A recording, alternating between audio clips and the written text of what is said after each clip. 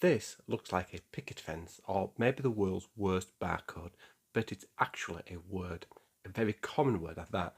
And this tiny, simple line, this single vertical pen stroke, is responsible for one of the biggest, most enduring headaches in the entire English language. Have you ever stopped and wondered why we spell the word sun with an O? The person you are is a sun, S-O-N, but the thing in the sky is the sun, S-U-N. They sound identical. You'd think they should probably share a vowel, so why don't they? And what about love or honey? Why on earth do they use an O to make an O sound? It seems completely random. Just another chaotic rule in a language that's famous for its chaos, but it's not random at all. The answer is a fascinating story of medieval monks, flickering candlelight, visual confusion, and a tiny pen stroke that became so unreadable it forced the English language to change its own rules forever. This is the story of the minim. To understand how one little line could cause so much trouble, we need to go back in time, way back. Picture a monastery in the 13th or 14th century. Forget your bright modern office with its ergonomic chairs and perfect lighting. We're in a scriptorium. Scriptorium literally means a place for writing. This is the room, often quiet and cold, where knowledge was painstakingly preserved. Books weren't mass-produced. Every single one was a handmade work of art. Specially trained monks, known as scribes, would work from dawn until dusk, copying everything from religious texts to histories and poems.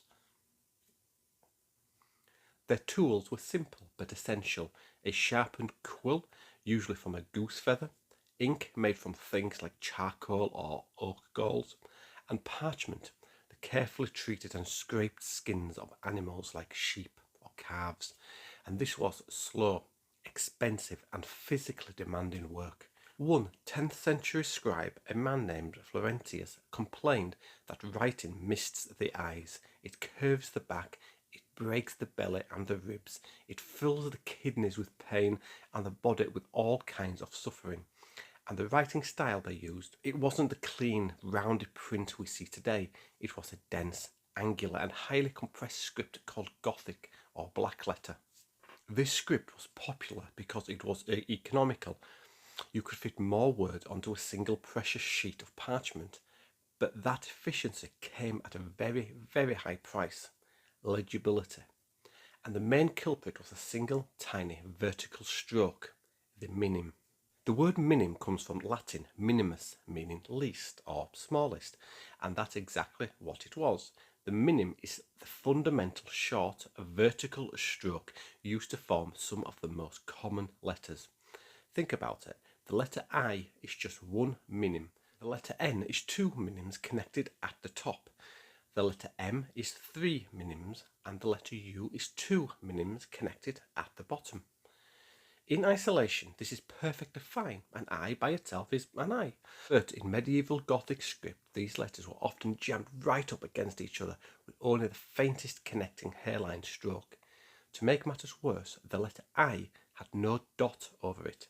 The letter J didn't exist as a separate character yet, and the letters U and V were used interchangeably for the same shape. So what happens when you need to write a word that's just a long string of these minim-based letters? You get chaos, a visual nightmare, considering the word minimum. In a dense Gothic script, this word is just a sequence of identical vertical strokes. One scribe famously wrote a Latin tongue twister that read mimi numinum neonum minimi, which meant something like the smallish mimes of the gods of snow. When written, it looks like an unreadable fence of identical lines. Is that an M and an I, or an N and a U, or is it three I's? The reader had to painstakingly count the strokes to have any hope of deciphering the word. It was a recipe for headaches and mistakes. For centuries, this was just a problem that scribes and readers had to live with. But as the demand for books grew, and as scribes were not native English speakers, particularly French scribes after the Norman conquest, began copying English texts, the problem reached a breaking point. Something had to give. Scribes were, at their core, designers. They were concerned with the clear transmission of information, and when your user interface, in this case the written word, is failing, you come up with a hack. Their solution was brilliantly simple and has stuck with us for over 700 years. To break up the confusing picket fence of minims, they developed a new rule. Whenever a short U sound appeared next to a letter made of minims like M, N, or V, they would replace the letter U with an O. Let's be crystal clear, this change had nothing to do with pronunciation. The sound was still the short U sound. They just subbed in a different letter because it was visually distinct. The letter O was a nice, round, open shape. It didn't use minims.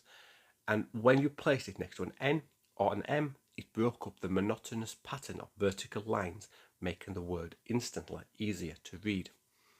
Suddenly, the old English word sunu became sun. The word kuman became cum. Lufu became love. Honey became honey. The original Old English name for London presented a classic minim problem. So scribes started spelling it London to make it clearer. This was purely practical, a visual fix to a user interface problem. It was a triumph of graphic design over phonetic consistency. Think about that. The reason your son isn't your son is because a medieval scribe got tired of squinting at a page trying to count little vertical lines in the flickering candlelight of a scriptorium. And this wasn't the only fix they came up with. The whole reason we put a dot, officially called a tittle, on top of the letter I is for the exact same reason.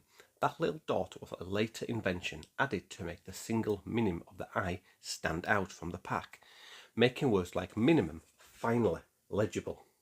For a while, these new spellings were just conventions, not hard rules. Spelling in the Middle English was a bit of a free-for-all.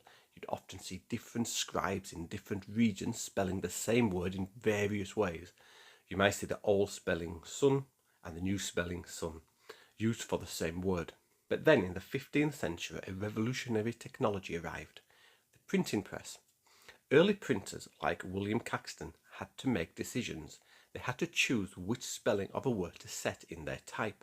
And for many of these common words, they chose the spellings that the scribes had been using for generations, the ones with the visual O hack. Once these words were set in print and mass-produced, those spellings began to solidify. They became the standard, and then the English language did what it always does. It kept changing. The Great Vowel Shift, a massive shift in pronunciation that happened over several centuries, altered the sound of many vowels, but the spellings, they were already locked in. This is how we ended up with the beautiful, frustrating and illogical spelling system we have today. It's a museum of our linguistic history. Some spellings are fossils of a pronunciation we no longer use, and a very specific set of them, words like come, some, sun, love, above, wonder, brother and money, aren't fossils of a sound at all. They are fossils of a solution. They are the permanent legacy of a visual problem caused by one tiny vertical line. So the next time you write the word love or see the word sun, take a second to appreciate it. You're not just looking at a weird illogical spelling. You're looking at a 7-year-old piece of graphic design. You're seeing the ghost of a medieval scribe hunched over a piece of parchment who came up with a clever hack to solve a visual nightmare. English spelling is a mess, there's no doubt about it, but it's a mess with a story. And sometimes the most confusing parts of our language have the most fascinating explanations, hidden in plain sight, all because one tiny line repeated over and over again changed everything. If you love untangling the weird history of the English language, you'll probably enjoy this video on the silent H, so click here to watch that next. And be sure to subscribe and hit the bell for more linguistic detective stories just like this one. And thanks for watching, and bye for now.